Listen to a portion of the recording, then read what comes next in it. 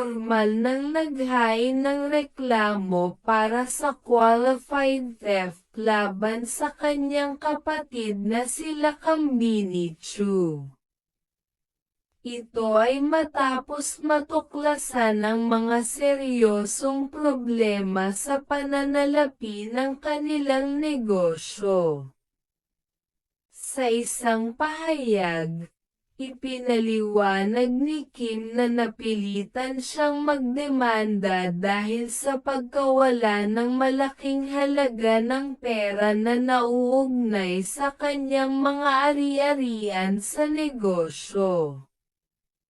Dagdag pa rito, sinabi ng kanyang mga abogado na ilang beses na nilang sinubukang lutasin ang isyu sa pamamagitan ng mga pribadong pag-uusap at pagpupulong bago ito umabot sa korte.